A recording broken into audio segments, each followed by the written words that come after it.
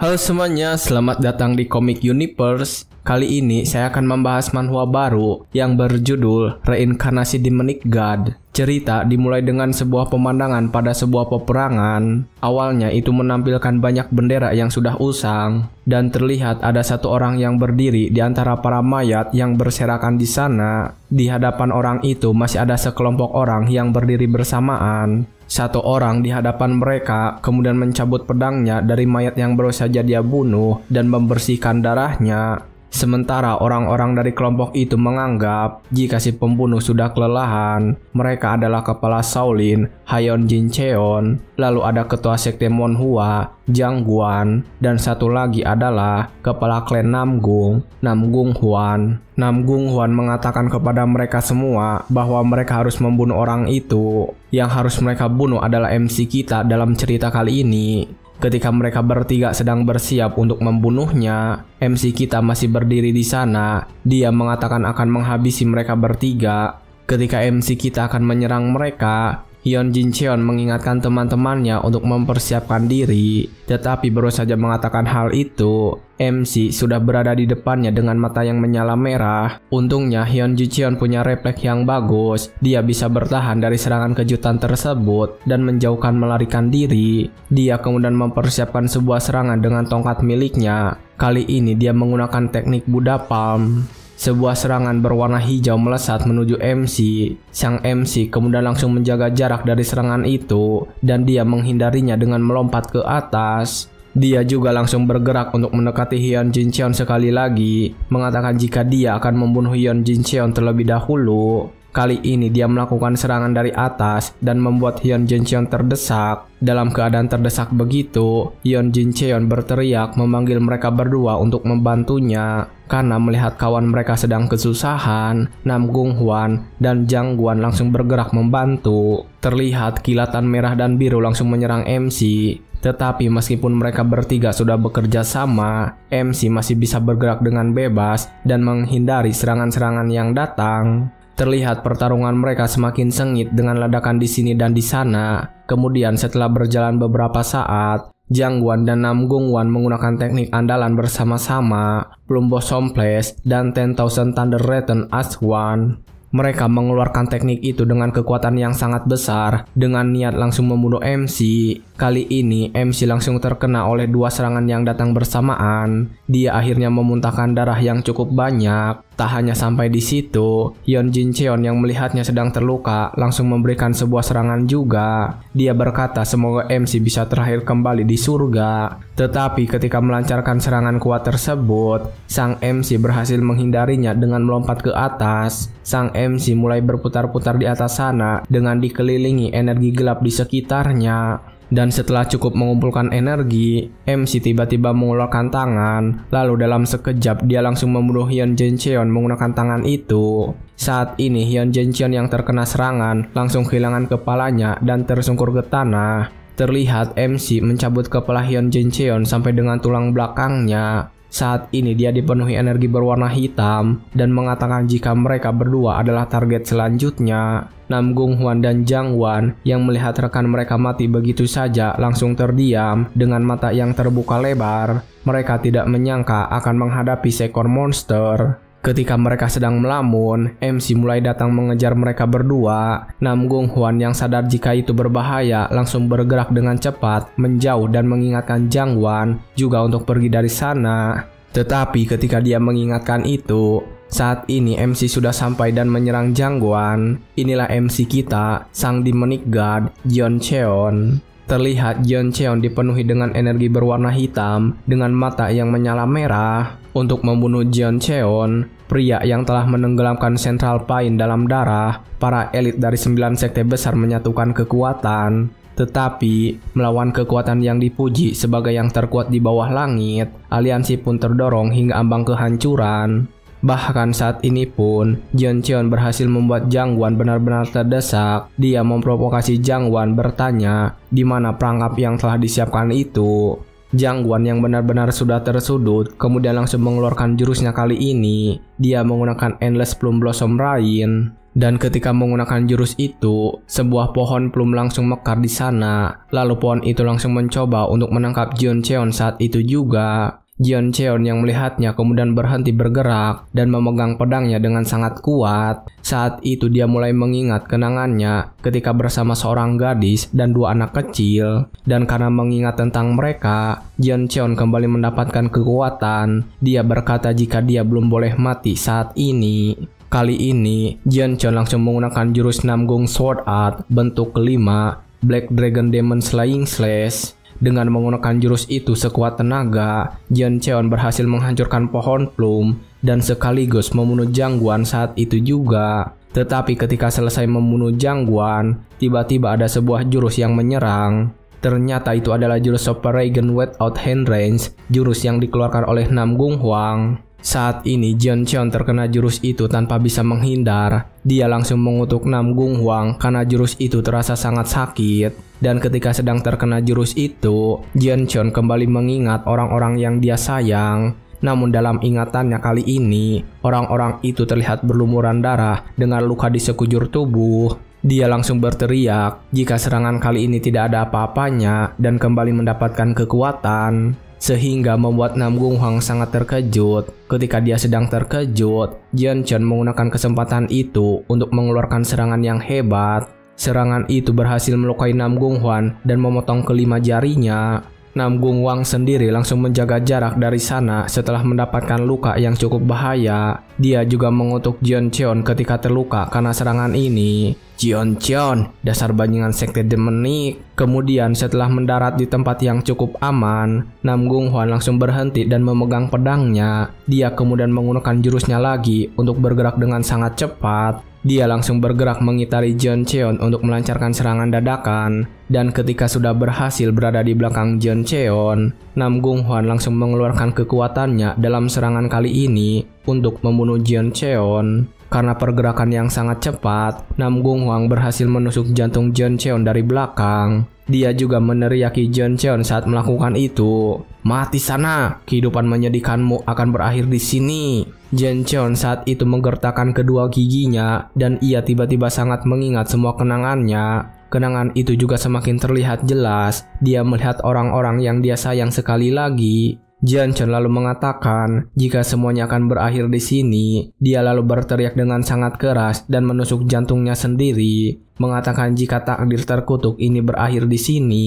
Ketika dia menusuk jantungnya itu, Jeon Cheon juga berhasil menusuk Namgung Hwang yang berada di belakangnya sehingga terluka. Namgung Hwang yang terluka langsung melepaskan pedangnya dan mendorong Jeon Cheon untuk menjauh darinya. Tetapi ketika dia sedang melakukan itu, Jeon Cheon tidak menyerah. Dia langsung menggenggam pedangnya dengan kuat dan berhasil menebas kepala Namgung Hwang saat itu juga. Musuh terakhir Jeon Cheon berhasil dia kalahkan. Sementara itu saat ini, Namgung Hwang sendiri masih sadar sebelum benar-benar mati. Dia benar-benar memiliki pertanyaan besar. Kenapa setelah menusuk jantung Jeon Cheon, dia masih hidup? Apa Jeon Cheon sudah benar-benar telah melampaui batasan manusia? Begitulah pertanyaan terakhir yang dia miliki. Hingga akhirnya dia menutup mata dan melihat Jeon Cheon yang masih berdiri di sana. Akhirnya 9 sekte besar hancur tak tersisa setelah Jeon Cheon membunuh Namgung Hwang. Terlihat saat ini banyak mayat yang berserakan di tempat itu.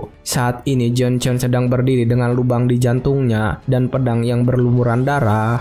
Saat itu dia memanggil orang-orang yang dia sayang. Yeonhwa, Seok Ah, Yong Ah, apakah ini cukup? Ketika dia mempertanyakan hal itu, dia tiba-tiba teringat dengan masa lalu. Dia ingat ketika sedang ribut dengan anak kecil di kampung, ada seseorang yang menariknya dan mengangkatnya dengan satu tangan.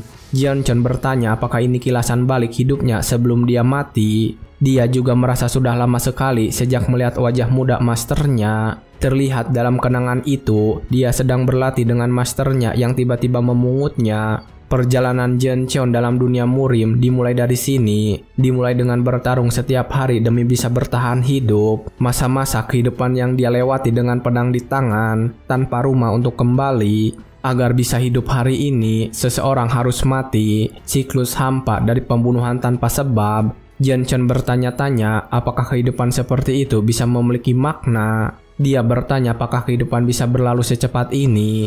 Dan saat dia sedang mempertanyakan itu, dia ingat ada seorang perempuan yang menghampirinya. Saat itu juga Jian Chen terlihat menggendong 2 anak kecil di tangan. Perempuan di sampingnya menceritakan jika dia juga bertarung setiap hari dengan orang-orang di pasar. Mengatakan jika tidak akan bertahan di dunia ini jika tidak menganggap semua orang sebagai musuh. Perempuan itu mengatakan setelah dia terjatuh karena kehilangan kedua orang tuanya, kedua adik kecilnya yang sedang digendong oleh Jian Cheon memberikan alasan baginya untuk bangkit kembali. Perempuan itu kemudian tersenyum dan bertanya kepada Jian Cheon di akhir kalimatnya, "Kenapa kamu tidak mencoba untuk membuat ingatan berharga seperti itu juga, hero Jian Cheon?" Tetapi ketika melihat senyuman perempuan itu, Jian Cheon tiba-tiba mengingat kenangan pahitnya. Dalam kenangan itu, dia sedang menangisi dengan sangat hebat. Dia menangis di hadapan mayat perempuan dan kedua adiknya.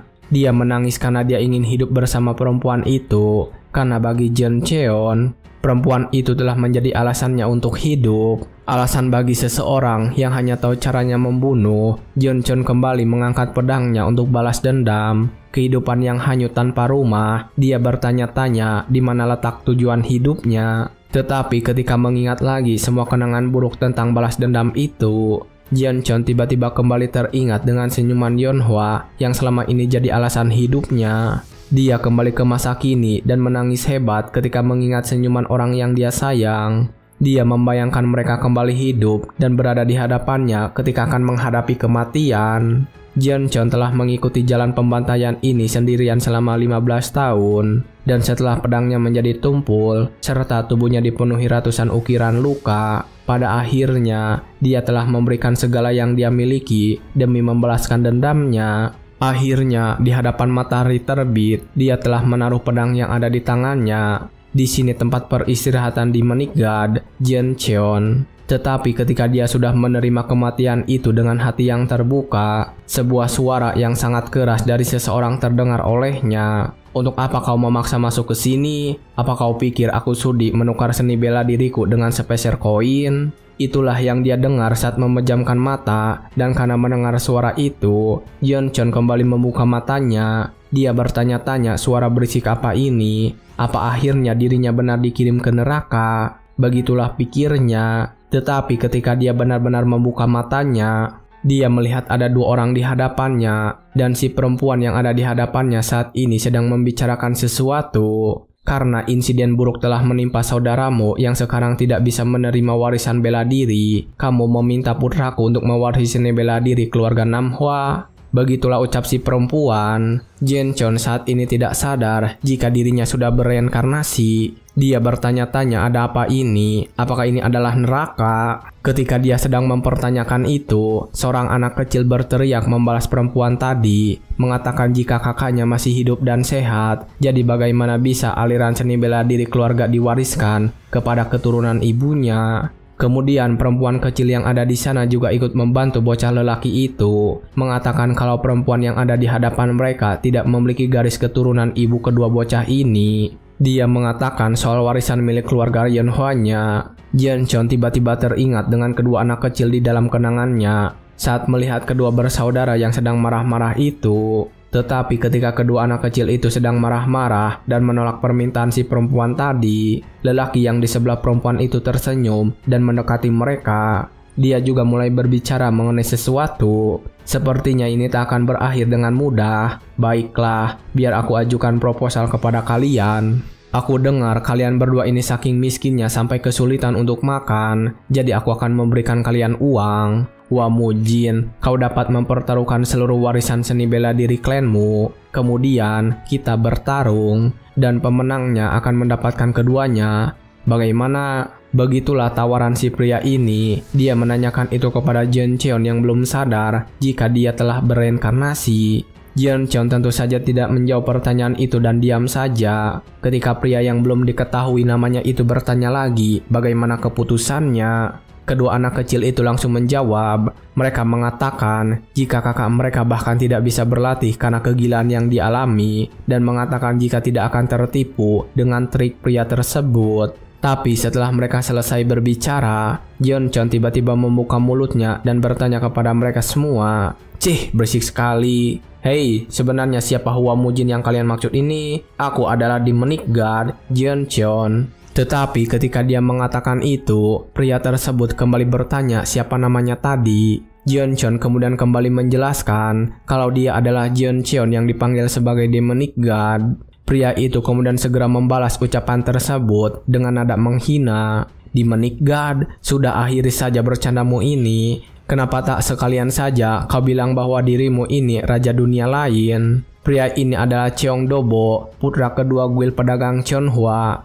Dan ketika Jeoncheon sedang menjelaskan namanya itu, kedua adiknya terlihat sangat malu dan kedua wajah mereka langsung memerah. Dia tidak menyangka jika kakaknya akan kambuh lagi saat ini. Dan saat itu juga, si perempuan yang ada di sana ikut berbicara menghina Jeoncheon. Kegilaannya kian hari kian bertambah parah. Dengan pewaris keluarga yang seperti ini, takdir klan Hyunhwa sudah dapat dilihat. Aku mengatakan ini hanya karena hubungan darah kita, jadi jangan salah paham. Proposal ini juga bukan hal yang buruk bagi keluarga kalian. Perempuan ini adalah Bu Choyeon, kepala guil pedagang Chonhua. Dan setelah mengatakan itu, dia tiba-tiba saja menepuk kipasnya dengan sangat kuat, mengatakan jika semuanya sudah ditentukan, dan menganggap Jeoncheon beserta adik-adiknya setuju dengan tantangan Cheong Dobo. Dia meminta semua orang untuk mengumumkan bahwa pada hari ke-5 bulan depan, mereka akan bertemu lagi di Pavilion Flying Shadow. Cheong Dobo juga mengatakan sesuatu ketika mereka berjalan keluar dari sana, sambil mengejek Jeoncheon. Ini adalah janji antara sesama seniman bela diri. Kau pasti tahu apa akibat dari mengingkari janji ini kan, Demonic God Jeoncheon? Akhirnya setelah mereka pergi dari sana, pintu kediaman kembali tertutup. Dan ketika suasana sudah menjadi tenang, perempuan kecil di sana bertanya kepada Jeoncheon. Mereka main mengambil keputusan begitu saja. Apa yang akan kamu lakukan? Kamu bahkan belum pernah mengayunkan pedang dengan benar sebelumnya. Jeoncheon kemudian bertanya kepada mereka apakah itu benar. Kedua anak kecil itu menganggukkan kepalanya bersamaan. Jeoncheon tidak percaya ketika anak kecil itu mengejeknya. Dia mengatakan kalau ini adalah hal yang lucu. Dia mencoba mengumpulkan kekuatannya saat itu juga dengan penuh percaya diri. Tapi setelah beberapa saat mencoba, dia tidak bisa mengeluarkan apa-apa. Kedua adiknya juga terlihat lelah melihat kelakuan kakak mereka. Setelah mengetahui tidak ada yang keluar sedikit pun, setelah berusaha dengan keras, Jeoncheon saat itu langsung berteriak mempertanyakan dirinya sendiri. Apa-apaan ini? Aku tidak punya energi dalam sama sekali. Dan apa-apaan tubuh lemah ini? Tulang-tulangnya begitu rapuh. Apakah tubuh ini benar bisa mengangkat pedang? Omong kosong apa ini? Ketika dia sedang memarahi dirinya sendiri dan mengatakan semua kelemahan pada tubuh itu, adik perempuannya langsung menangis dan berteriak meminta kakaknya untuk berhenti. Dia lalu mendekat dan berbicara mengenai sesuatu. Kakak, aku mohon sadarlah. Meskipun kamu sedang gila saat ini, orang mana yang akan tinggal diam setelah mendengar itu selain orang idiot yang bodoh? Ketika adik perempuannya mengatakan hal seperti itu, saudara laki-lakinya menghentikan, meminta anak perempuan itu untuk segera meminta maaf kepada Jeoncheon. Namun anak perempuan itu langsung menolak mengatakan dia tidak mau melakukan itu. Dia kemudian malah menangis hebat. Dia juga langsung berteriak, "Semua ini salah kamu, orang tua kita sampai mati." Jeoncheon yang mendengar itu hanya diam saja menutup mulutnya, sementara anak perempuan tersebut langsung berlari meninggalkan tempat itu. Kemudian saudara laki-laki yang masih tinggal di sana langsung berbicara memberitahu Jeoncheon. Kakak mungkin tidak ingat karena ini terjadi begitu sering. Tolong maklumi dia. Kalau begitu aku pamit dulu. Anak kecil tersebut kemudian langsung pergi meninggalkan Jeoncheon juga. Jeoncheon yang tinggal sendirian di sana kemudian berpikir jika kedua anak kecil itu juga memperlakukannya selayaknya orang gila dan merasa semua ini sangat aneh. Ketika sore hari tiba, Jeoncheon saat ini sedang berdiri di depan sebuah tugu. Saat itu dia ingat jika dengan jelas dia sudah memenggal kepala klan Namgung. Dia juga ingat kalau jantungnya ditusuk. Rasa sesak mengerikan itu masih terasa begitu jelas. Jeoncheon juga merasa sudah membalaskan dendam Hyunhwa beserta adik-adiknya dan menutup matanya dengan tenang. Sambil bercermin di depan monumen batu yang berkilau itu, dia bertanya-tanya kenapa juga berakhir di tubuh orang lemah ini. Jian Chon kemudian langsung berlutut dan memegangi kepalanya, bertanya-tanya bagaimana mungkin ini bisa terjadi. Dia juga penasaran siapa kedua anak yang mirip dengan Seok Ah dan Yeon Ah, yang mereka maksud adalah kedua adiknya Yeon Hwa. Saat dia sedang bertanya-tanya dirinya yang dikatakan gila oleh orang-orang, seorang pelayan berlari memanggilnya. Pelayan itu mengatakan jika sangat khawatir dengan keadaannya yang sedang sangat rapuh itu. Dan setelah pelayan itu sampai, Jian Chon bertanya kepadanya, "Memangnya kau ini siapa? Sepertinya kau kenal dengan diriku ini." Ternyata orang ini adalah pelayan klan Yeon Hwa yang bernama Ma Sok. Ketika melihat Jian Chon yang dianggap linglung itu, Ma Sok kemudian menceritakan semuanya. "Sepertinya penyakit gila Anda kambuh lagi. Baiklah, saya akan jelaskan. Dulu, dengan talenta dan kebijaksanaan Anda, banyak sekali sekte kebenaran yang ingin menerima Anda sebagai murid mereka. Dan saat ini Anda sudah berusia 23 tahun, pewaris klan Yeon Hwa, Hwa Mujin. Itulah identitas Anda, Tuan Muda. Ini sudah ke-6.000 kalinya saya menjelaskan." Jian Chon langsung melepaskan tangannya dan bertanya kepada Ma Sok, "Oh, benarkah? Kalau aku memang sebat itu, mengapa wujud dan tianku seperti ini sekarang? Penyakit gila katanya. Sebenarnya kenapa semua orang memperlakukanku seperti aku ini sudah gila?" Ma Sok kemudian menjelaskan sekali lagi, mengatakan jika ini adalah akibat dari 17 tahun yang lalu. Dalam ceritanya, saat itu Hwa Mujin dan Cheong Dobo sedang berdua saja. Mereka mengatakan pertarungan yang adil tanpa menggunakan energi dalam. Hwa Mujin yang masih berumur 6 tahun memberikan hormat, mengatakan ingin berduel hari ini dengan Cheong Dobo. Cheong Dobo sendiri saat itu berusia 9 tahun. Dia menerima tantangan itu dan setuju tanpa menggunakan energi dalam. Mereka berdua akhirnya langsung memulai pertarungan tersebut. Terlihat meskipun tanpa menggunakan tenaga dalam, mereka bertarung dengan sengit sampai membuat tanah retak. Masih tidak jelas siapa yang mengajukan duel ini duluan. Tapi sekali lagi para tetua sedang pergi, kedua tuan muda berkelahi. Dalam duel itu mereka terlihat seimbang. Mereka juga terlihat menikmati duel mereka. Hwa Mujin saat itu mengakui jika Cheong Dobo memang hebat karena bisa menghindari semua serangannya. Tetapi setelah beberapa pukulan mereka beradu, Cheong Dobo tiba-tiba berhenti. Dan saat itu, Hwa Mujin terlihat terkejut. Dia bertanya kenapa Cheong Dobo menunjukkan wajah seperti itu. Ternyata Cheong Dobo berniat curang dalam pertarungan ini. Dia tiba-tiba mengepalkan tangannya yang penuh dengan tenaga dalam, mengatakan jika Hwa Mujin adalah orang bodoh. Cheong Dobo juga langsung menyerangnya dengan cepat menggunakan tenaga dalam. Dan itu tepat mengenai Hwa Mujin yang langsung terlempar sangat keras. Hwa Mujin yang terluka dan mengeluarkan darah itu kemudian bertanya, "Saudara Dobo, bukankah ini seharusnya pertarungan tanpa tenaga dalam? Kenapa kau menggunakan Seven One Piece?" Cheong Dobo saat itu terlihat sangat sombong. Dia bahkan menjawab pertanyaan itu dengan angkuh. "Bahkan sampai detik ini, kau masih memanggilku saudara? Seperti yang bisa kau lihat, ini adalah Seven One Piece dari Sekte Gongdong. Bahkan satu pukulan saja dapat meninggalkan bekas berkelanjutan. Begitulah kata orang-orang." Dan ketika sedang membicarakan semua itu, Cheong Dobo sudah kembali ingin menggunakan Seven One Piece. Dia mengumpulkan tenaga dalam lagi di dalam tinjunya. Dia mengatakan kalau minggu lalu sudah mencobanya kepada murid yang bicara seenaknya. Dan sampai saat ini nyawanya masih sekarat. Dia penasaran bagaimana jika Hwa Mujin yang menerima pukulan ini. Cheong Dobo kemudian langsung kembali menghajar Hwa Mujin menggunakan jurus itu dan bahkan tidak berhenti. Begitulah cerita menurut Ma Sok, dan setelah mendengar cerita itu, Hwa Mujin akhirnya sadar kenapa dia diperlakukan seperti orang gila. Karena jika ini adalah hasil dari Seven One Piece, semuanya masuk akal. Hwa Mujin kemudian teringat lagi ketika Cheong Dobo mencoba menantangnya saat ini. Dia bertanya-tanya kenapa orang yang telah merusak Dantian dan membuatnya gila tanpa rasa malu menantangnya berduel. Hwa Mujin kemudian bertanya kepada Ma Sok, hukuman apa yang diberikan kepada Cheong Dobo bajingan itu setelah membuatnya dalam kondisi seperti ini. Ma Sok kemudian menjelaskannya kepada Hwa Mujin. Hukumannya diputuskan oleh kepala klan saat itu. Meskipun Tuan Muda Cheon dulunya adalah keponakan kepala klan, dia juga adalah pewaris dari guild pedagang Cheonghwa, salah satu guild terbaik di Central Plain.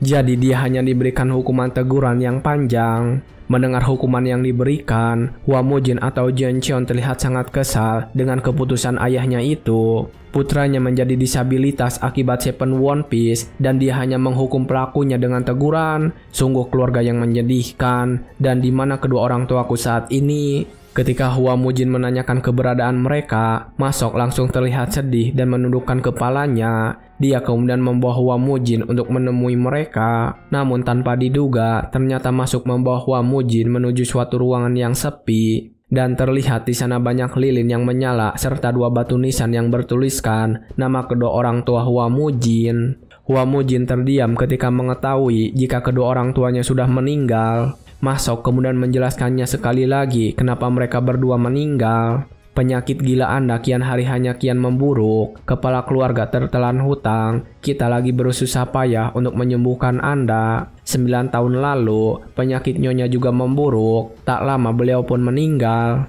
Lalu 3 tahun kemudian terbebani oleh hutang. Kepala klan juga meninggal. Ketika mendengar semua cerita itu, Hua Mujin langsung teringat dengan kenangan dari tubuhnya sebelumnya. Saat itu dia sedang bersama kedua adiknya memandangi batu nisan kedua orang tuanya. Sementara di belakang mereka, orang-orang yang menghadiri pemakaman itu cuma membicarakan Hua Mujin. Mereka mengatakan kalau ini adalah perbuatan Hua Mujin yang gila yang telah menyiksa kedua orang tuanya hingga mati. Putra yang telah menelan kedua orang tuanya menyiksakan adiknya untuk tersiksa seumur hidup. Mereka juga mengatakan jika reputasi klan Yonhwa berakhir sampai di sini.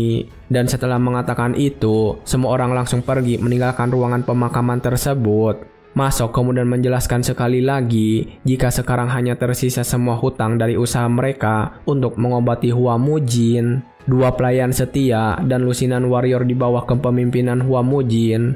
Masok juga mengatakan yang tersisa paling akhir adalah kedua adiknya yang malang, Tuan Muda Hua Dojin dan Nyonya Muda Hua Seon. Setelah mendengar kebenaran cerita itu, Hua Mujin langsung menyadari keadaannya yang menyedihkan saat ini. Keluarga yang hancur akibat satu penyakit, dan dia juga sadar kenapa Hua Soyeon terlihat begitu tantrum seperti tadi. Singkat cerita, malam hari pun poek dan Hua Mujin sedang duduk sendirian di kamar. Saat ini dia sudah mempelajari sesuatu dari buku sejarah yang ada di kamar Hua Mujin.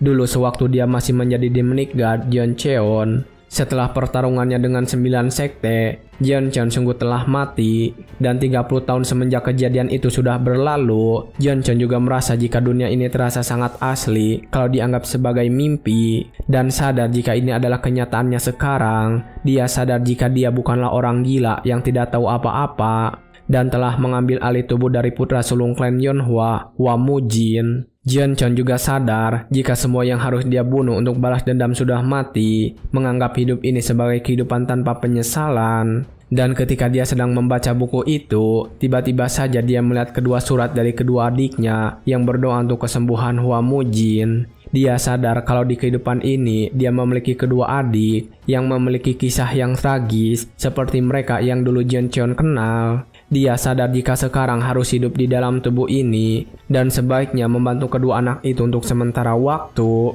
Ketika sedang memikirkan itu, Jeoncheon atau Hua Mujin sadar tantangan terbesar saat ini adalah guild pedagang Chunhwa, penyebab dari semua kekacauan ini. Orang yang telah menghancurkan tubuh dan klan Hyunhwa, Hua Mujin saat itu sadar jika hal pertama yang harus dipersiapkan adalah untuk berduel dengan Cheongdobo pada tanggal 5 bulan depan. Tapi sebelum itu, Hua Mujin sadar kalau dia harus memasuki pemurnian terlebih dahulu. Dia tersenyum saat menyadari jika dia harus murni memulainya dari awal lagi. Ketika itu dia ingat kembali saat pertama kali belajar seni bela diri, yang saat itu bahkan untuk bernapas saja terasa sangat sulit. Hua Mujin kemudian langsung mencoba melakukan pernapasan tenaga dalam saat itu juga, dan menyadari jika tubuhnya saat ini memiliki bakat yang luar biasa. Dia bahkan tidak perlu melakukan proses perabaan Qi dan langsung membentuk dantiannya sendiri. Hua Mujin menutup matanya dan tersenyum ketika menyadari itu, dan malam itu juga dia langsung memulai proses belajarnya. Tetapi ketika sedang melakukan itu, tiba-tiba saja sebuah ledakan besar terjadi di kamar, dan itu membuat semua orang terkejut. Masok dan dua orang lainnya langsung bergegas untuk melihat keadaan Hua Mujin. Ketika mereka sampai di sana, mereka terkejut melihat Hua Mujin yang sudah tergeletak di lantai. Salah satu dari mereka tiba-tiba saja bergegas masuk dan bersyukur ketika mengetahui tuan muda mereka sudah tewas. Tapi ketika mencoba merasakan denyut nadinya, orang itu terlihat kecewa karena menyadari Hua Mujin masih hidup dengan denyut nadi yang jauh lebih kuat dari biasanya. Dia tiba-tiba mengeluhkan kenapa tuan muda mereka tidak mati saja dan malah menjadi lebih sehat. Hua Mujin yang mendengar itu kemudian langsung menangkap tangan orang yang sedang memeriksanya dan langsung protes. "Dasar Pak Tua bodoh, apa-apaan tubuh ini? Membuat gantian saja susahnya setengah mati." Tetapi ketika dia menanyakan hal itu, orang tua itu tidak menjawab. Dan karena melihatnya begitu, Hua Mujin kembali bertanya dengan nada lebih keras, "Apa kau tak dengar?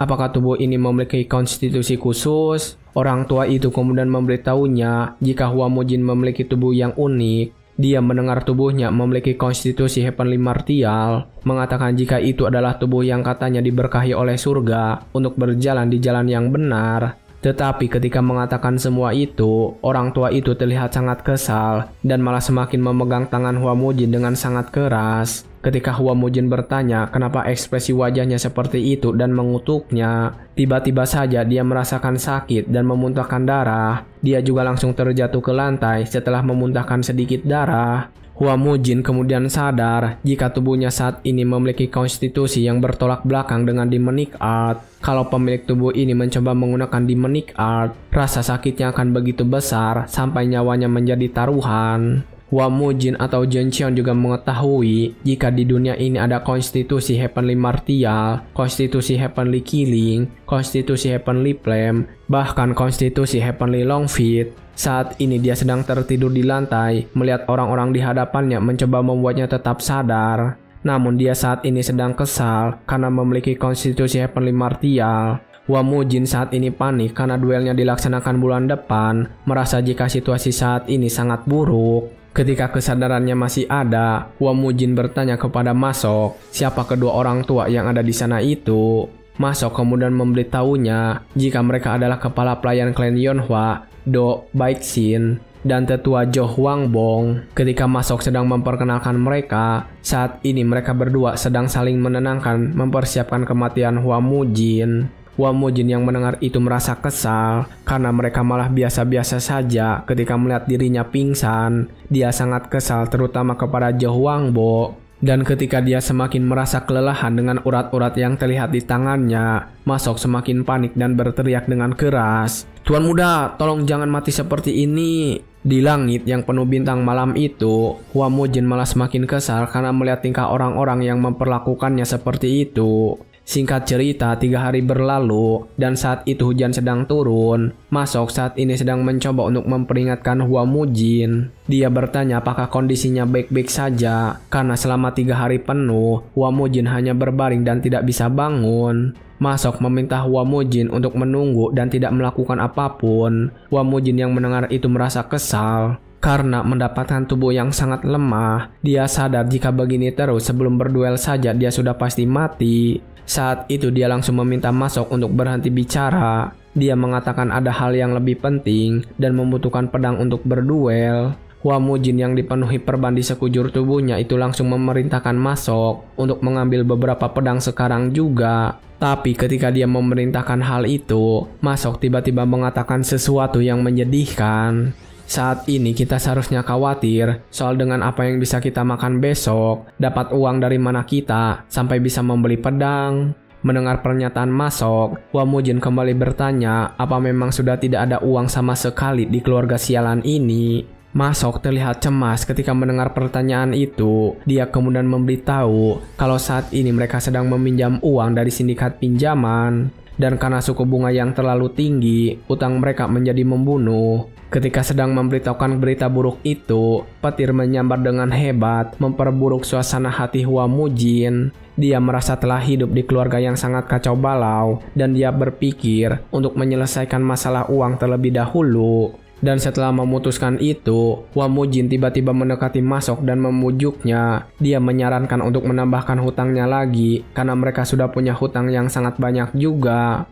Masok yang mendengar itu terkejut, karena menyadari kalau Hua Mujin berencana untuk meminjam uang lagi. Hua Mujin kemudian meminta Masok untuk diam dan menuliskan surat untuk kedua tetua lalu mengirimkannya kepada mereka. Hua Mujin meminta Masok untuk mengatakan kepada mereka jika dia akan jalan-jalan. Dia mengatakan itu dengan mengambil sebuah kertas dan tersenyum di wajahnya. Karena tidak ada pilihan lain, Masok menuruti saja perintahnya dan mengirimkan surat itu kepada kedua tetua. Dan saat ini di kediaman klan Yonhwa, kedua tetua sudah menerima surat yang dituliskan. Dok Baeksin yang membaca surat itu terlihat gemetaran. Dia sangat kesal dan cemas karena mengetahui Hua Jin pergi meminjam uang dari sindikat pinjaman lagi. Sementara Jo Huangbong sendiri tetap tenang sambil membaca sebuah buku, mengatakan tidak ada masalah karena sindikat pinjaman malah akan menolak pengajuan kali ini. Tetapi ternyata Do Baeksin tidak mengkhawatirkan itu. Dia khawatir jika Hua Mujin mengusik para sindikat pinjaman itu dan berakhir membunuhnya. Sementara itu saat ini di tengah hujan yang masih turun di malam itu, Hua Mujin bersama Masok sudah sampai di pintu masuk sindikat pinjaman dan bertemu dengan seorang penjaga bertubuh besar. Mereka saat ini sudah sampai di sindikat pinjaman, usurer. Hua Mujin juga langsung berbicara kepada penjaga gerbang yang ada di sana sambil menunjukkan hormat. "Hei pria besar, bilang pada ketuamu, Hua Mujin dari klan Yonhwa ingin bertemu dengannya."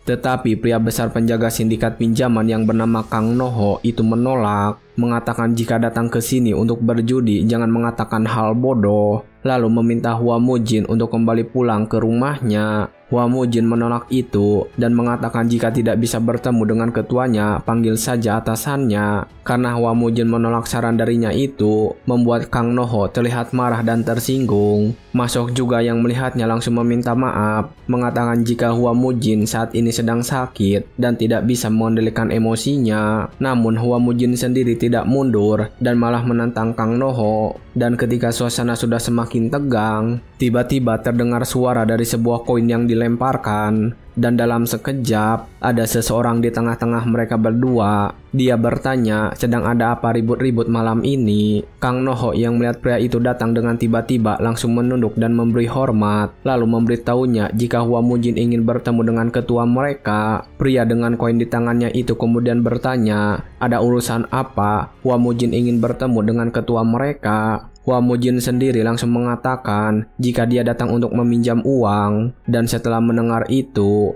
pria dengan koin di tangannya yang bernama Mang Jungbo langsung tenang dan menganggap Hua Mujin sebagai pelanggan. Ma Jungbo ini adalah wakil pemimpin sindikat pinjaman, dan setelah mengatakan itu, Ma Jungbo menjelaskan kepada mereka tidak perlu bertemu dengan ketua dan langsung saja masuk ke dalam kediaman mereka. Ma Jungbo bersama Kang Noho bergeseran ke pinggiran setelah membukakan pintu untuk Hua Mujin dan masuk. Setelah memasuki gerbang itu, Hua Mujin saat ini sedang berjalan semakin dalam. Terlihat dia melewati sebuah jembatan kayu dengan beberapa pengawal di belakang mereka. Sementara Ma Jungbo memimpin mereka di paling depan sambil terus memainkan koin di tangannya. Dalam perjalanannya itu, Masok merasa sangat khawatir dan mengajak kepada Hua Mujin untuk segera membatalkan ini dan pulang karena memiliki perasaan yang tidak enak. Tetapi Hua Mujin langsung menolak. Dia berkata karena sudah sampai di sini, kenapa juga harus pulang sekarang? Masok kemudian bercerita jika dia mendengar beberapa hari yang lalu ada ibu tua dari pasar rumah teh yang bilang bahwa dia melihat dua asasin sindikat pinjaman menghajar pria. Katanya dalam sekejap, kedua pria itu membuka dada pria malang tersebut. Masok mengatakan jika mereka adalah seniman bela diri hebat yang telah menguasai Twin Rhino Sports Moonslaying Hyphen Technique. Hua Mujin yang mendengar itu kemudian bertanya tentang teknik itu lagi.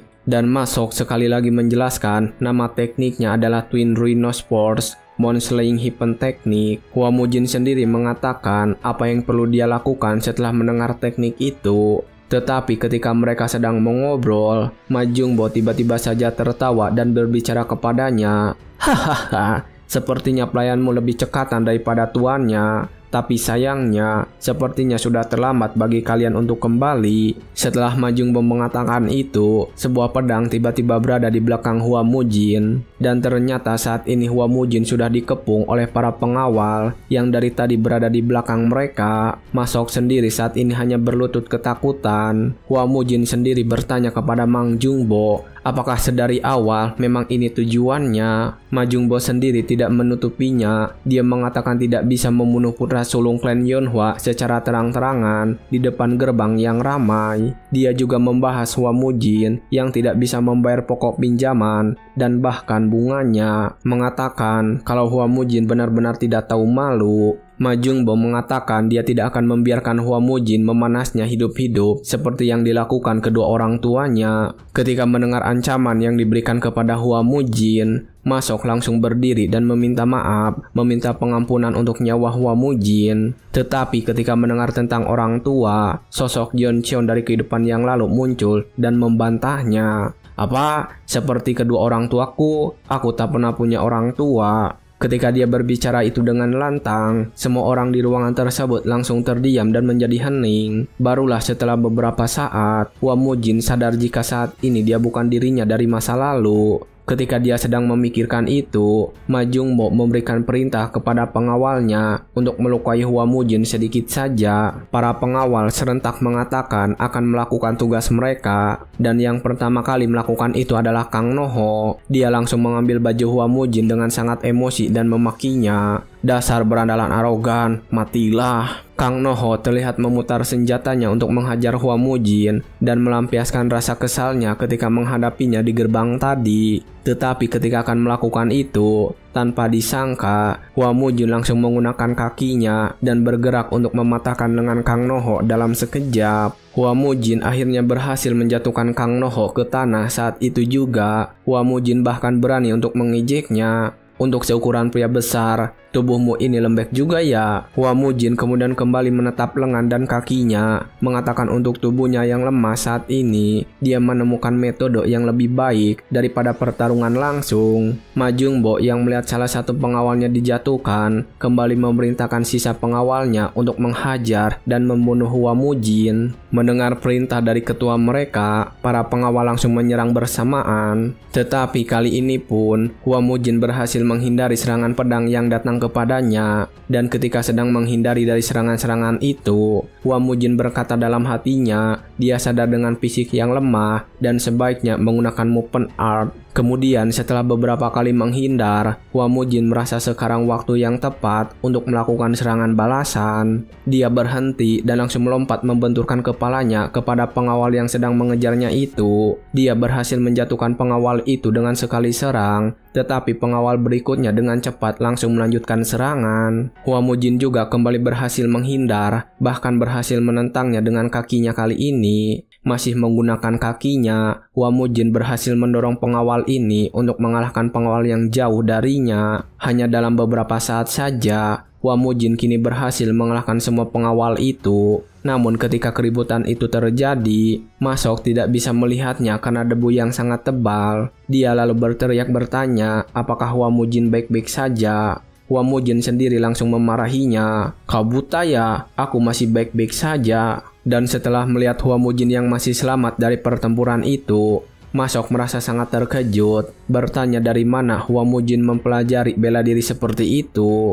Hua Mujin sendiri mengatakan jika itu bukanlah seni bela diri, hanya sebuah kemampuan yang dia pelajari dari hidup kasar di jalanan. Ketika mereka berdua sedang mengobrol, Ma Jungbo kemudian memuji jika Hua Mujin ternyata cukup kuat, dan setelahnya dia meminta Hua Mujin untuk menghindari serangannya. Setelah mengatakan itu, Ma Jungbo langsung melemparkan koin yang dia mainkan yang sudah diisi dengan tenaga dalam. Koin itu langsung diselimuti aura berwarna ungu gelap dan melesat mengincar Hua Mujin. Hua Mujin sendiri beruntung dia berhasil menghindarinya tepat waktu, meskipun sedikit rambutnya terkena serangan tersebut. Hua Mujin yang berhasil menghindari serangan itu kemudian berbalik dan waspada menghadapi Ma Jungbo. Ma Jungbo sendiri saat ini memarahi para pengawalnya, mengatakan akan mengurus Hua Mujin dengan tangannya sendiri. Hua Mujin lalu mengatakan, apakah begitu susah ketika ingin berbicara dengan ketua mereka? Ma Jungbo kemudian mengeluarkan pedangnya dan menjawab pertanyaan itu. Kepala klan bukanlah seseorang yang bisa seenaknya kau temui. Sekarang pergilah. Ma Jungbo kemudian langsung melompat menyerang Hua Mujin. Setelah mengatakan itu semua, Hua Mujin sendiri tidak takut. Dia malah sudah memasang kuda-kuda untuk menghadapi Ma Jungbo.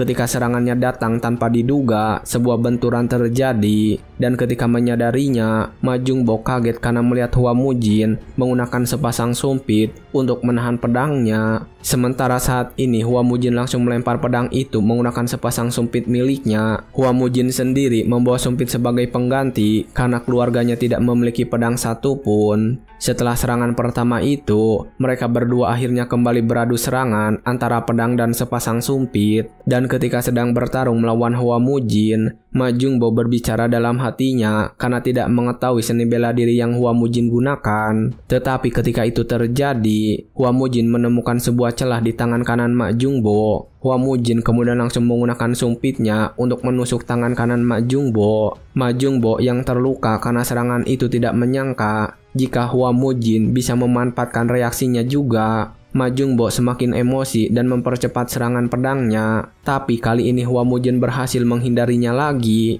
Ma Jungbo yang sudah sangat kesal mulai menyebut Hua Mujin sebagai tikus kecil sialan. Hua Mujin sendiri tidak terganggu dengan itu. Dia terus bergerak dan mengatakan jika meremehkan sumpit yang dia pegang, maka Ma Jungbo akan kehilangan nyawanya. Saat ini Hua Mujin benar-benar terlihat terampil menggunakan sumpit yang ada di tangannya itu. Hua Mujin bahkan melakukan serangan bertubi-tubi yang membuat Ma Jungbo saat ini sedang terpojok. Ma Jungbo yang terpojok karena serangan itu bertanya-tanya, apakah rumor tentang Hua Mujin yang tidak bisa menggunakan energi dalam itu salah? Kenapa bisa menjadi sekuat ini? Dia juga bertanya-tanya, apa benar ini adalah Hua Mujin dari klan Yonhua yang dia tahu? Hua Mujin saat ini berhasil terus menyerang Ma Jungbo dan melukainya. Dia juga berbicara tentang keluarganya. Aku dengar keluargaku terkurung dalam hutang yang besar. Jadi aku penasaran orang seperti apa kalian ini. Dan ternyata kalian berani sekali mengeksploitasi kami dengan kemampuan sampah ini. Ketika mengatakan itu, Hua Mujin sudah berhasil menusuk sumpit itu semakin dalam ke tangan Ma Jungbo. Dan mendengar ucapan provokasi tersebut, Ma Jungbo semakin marah. Dia langsung melepaskan tangannya dan melompat menjauh,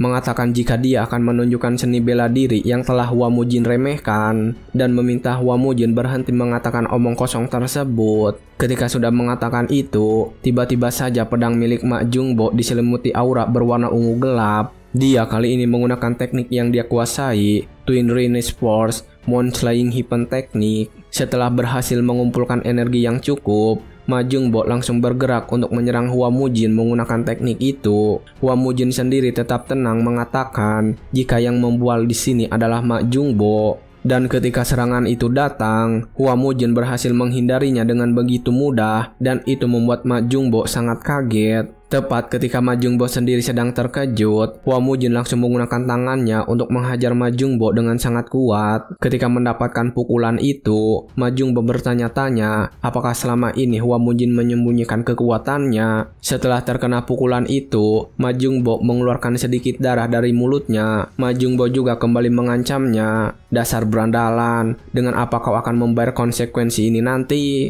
Hua Mujin sendiri saat ini mengambil koin yang selalu dimainkan oleh Ma Jungbo, dan kini giliran dia mengancam Ma Jungbo yang sedang sekarat itu. Kau tahu betul aku datang kemari bukan untuk mendengar ancamanmu. Kalau kau mengatakan apa yang ingin aku dengar, nyawamu akan aku perpanjang. Jadi, biarkan aku katakan sekali lagi, apakah boleh aku meminjam beberapa uang darimu? Hua Mujin mengatakan itu dengan mata yang terlihat kejam serta memandang rendah Ma Jungbo. Singkat cerita, setelah mengalahkan Ma Jungbo, saat ini Hua Mujin disambut ke ruangan yang lebih dalam. Dia saat ini sedang menikmati rokok di sebuah ruangan. Hua Mujin tertawa di dalam hatinya karena sudah lama sekali sejak terakhir kali dia bersenang-senang seperti itu. Tetapi ketika sedang menikmati rokok itu, Masok tiba-tiba merebut paksa rokoknya dan mengatakan jika rokok tersebut sangat buruk bagi kesehatannya. Saat ini di ruangan itu terlihat keempat pengawal yang tadi menyerang Hua Mujin sedang bersujud di sudut ruangan. Sementara saat ini, Ma Jungbo duduk di meja yang sama. Dia bertanya apa yang ingin diketahui oleh Hua Mujin saat ini. Hua Mujin kemudian langsung berbicara kepada intinya, yang aku tak paham, kenapa bajingan seperti kalian yang tidak rela mengalami kerugian sedikit pun membantu klan kami, apalagi tanpa pokok pinjaman. Menurutku kalian memiliki semacam niat buruk kepada kami. Tetapi ketika Hua Mujin mengatakan itu, Ma Jungbo langsung mengatakan itu adalah kesalahpahaman dan mereka tidak punya niat buruk sedikit pun. Hua Mujin yang mendengar itu tidak percaya dan langsung mengancamnya dengan serius. "Oh, aku bisa mendengar suara lantang otakmu yang sedang mencari-cari alasan itu. Pikirkan baik-baik. Kalau 30 lebih dadu ini tertelan olehmu, kau pasti takkan bisa mencari-cari alasan seperti yang kau mau." Ma Jungbo yang melihat Hua Mujin berbicara dengan wajah yang sangat serius hanya diam saja. Dan setelah beberapa saat, dia akhirnya mengaku jika mereka melakukan semua ini atas perintah dari guild pedagang Cheonghua. Hua Mujin mengatakan sudah menduga itu. Dia kemudian bertanya perjanjian apa yang telah mereka buat. Ma Jungbo sekali lagi mencoba menutupinya,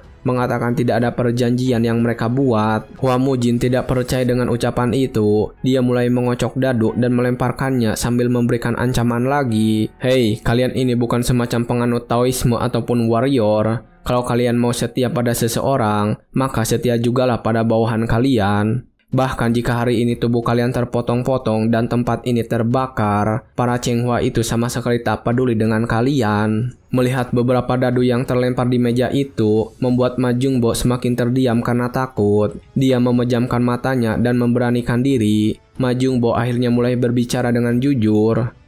Kami membuat kontrak. Guild pedagang Cheonghua menyuruh kami meminjamkan uang kepada klan Yonhua sebanyak yang mereka inginkan. Dengan suku bunga setinggi mungkin, mereka meminta kami untuk membuat kalian kesulitan membayar hutang, layaknya kalian telah jatuh ke dalam sumur terdalam di dunia. Kalau kami melakukan itu, maka setelah kehancuran yang tak terelakkan dari klan Yonhua, mereka berjanji akan memberikan kami hadiah beserta tanah yang mereka miliki. Setelah mendengar itu, Hua Mujin akhirnya tahu jika tanah mereka ditahan oleh sindikat pinjaman. Dia bertanya jika mau meminjam 300 nyak emas hari ini, akan menjadi berapa dalam setahun. Ma Jungbo mengatakan jika menurut kontrak itu akan menjadi sekitar 5.000 nyak emas dalam 1 tahun. Dan setelah mendengar itu, Hua Mujin malah tertawa dan melempar kertas di tangannya, lalu membahas hal yang lain. "Dasar badut, ya sudahlah, ayo kita bahas hal lain saja. Di mana mereka saat ini? Para paksi kecil yang tidak bermoral itu." Ma Jungbo kali ini langsung menjawabnya dengan benar, mengatakan jika salah satu anggota dari 4 aliansi surga, satuan sekte Sapa, menikahlah paksi kecil yang tidak bermoral tersebut. Hua Mujin lalu bertanya lagi apakah sebelumnya ada paksi seperti itu di dalam 4 aliansi surga tersebut. Ma Jungbo menjelaskan lagi jika itu memang ada dan dia pernah mendengar mereka baru-baru ini bergabung dengan serikat. Setelah mendengar itu, Hua Mujin malah memejamkan matanya dan menyebut 4 aliansi surga itu para bajingan kotor. Masok yang tak sengaja mendengar itu kemudian bertanya apakah Hua Mujin pernah bertemu dengan mereka sampai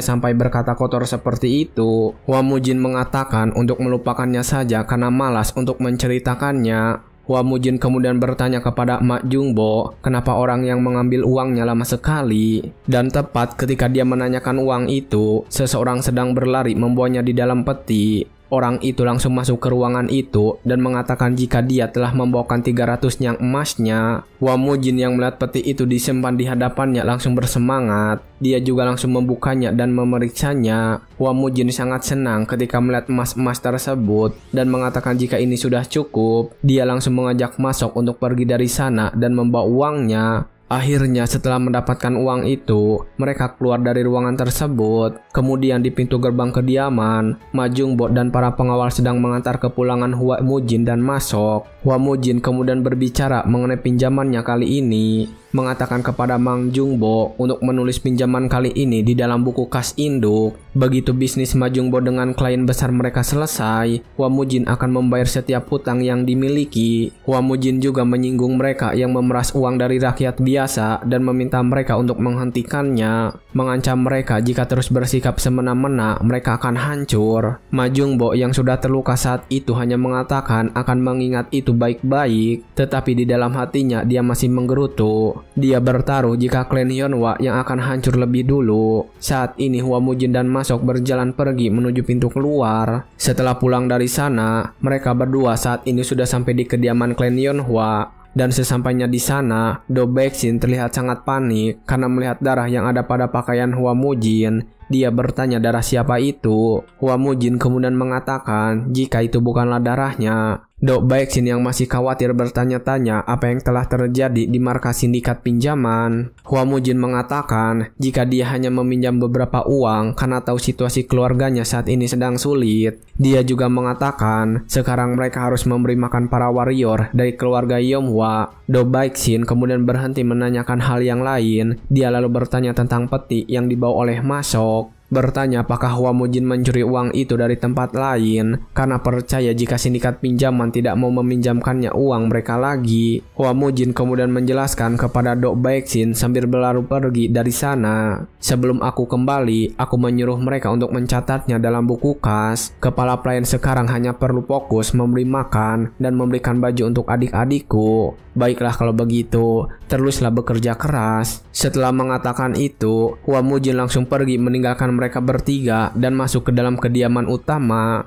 Jo Hwangbong dan Dok Baeksin yang melihat tingkah Hua Mujin saat ini hanya diam saja bertanya-tanya. Sementara saat ini ruangan yang dituju oleh Hua Mujin adalah tempat berdoa. Dia kemudian menyalakan lilin yang ada di sana untuk menerangi ruangan itu, sekaligus batu nisan orang tuanya. Tetapi setelah menyalakan lilin-lilin itu, Hua Mujin terdiam karena dia tidak pernah punya orang tua sebelumnya. Dia tidak tahu harus berkata apa. Dan setelah memikirkannya, dia mulai berbicara dan tanpa dia sadari, kedua adiknya sedang menyaksikan dari belakang. Untuk sementara ini, kurang lebih masalah finansial kita telah selesai, jadi jangan terlalu khawatir. Mulai sekarang, aku akan menjaga adik-adikku dan juga para anggota keluarga ini. Jadi jangan khawatir dan beristirahatlah dengan tenang. Dalam beberapa hari, aku akan berduel dengan pria bernama Cheong Dobo. Seharusnya kami bertarung dengan mempertaruhkan semacam seni bela diri rahasia milik klan. Tapi jangan khawatir, aku akan mematahkan leher semua bajingan itu.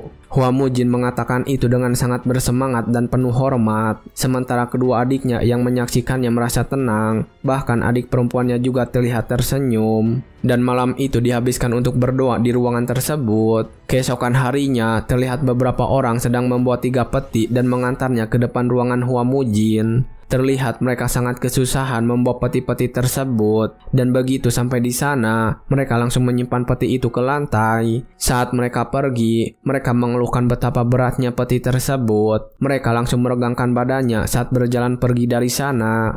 Dan ketika Masok sedang berterima kasih atas kerja keras mereka, Hua Mujin tiba-tiba langsung membuka pintu ruangannya dengan sangat bersemangat, bertanya apakah barang yang dia pesan sudah sampai. Hua Mujin kemudian langsung memperhatikan tulisan yang ada pada setiap peti. Di sana tertulis 50 gun, 80 gun, dan 110 gun. Itu adalah tulisan tentang berat benda yang ada di dalamnya. Hua Mujin merasa puas karena mereka datang persis seperti yang dia minta. Untuk beratnya sendiri dalam hitungan kilogram, secara berurutan adalah 30 kg, 48 kg, dan 66 kg.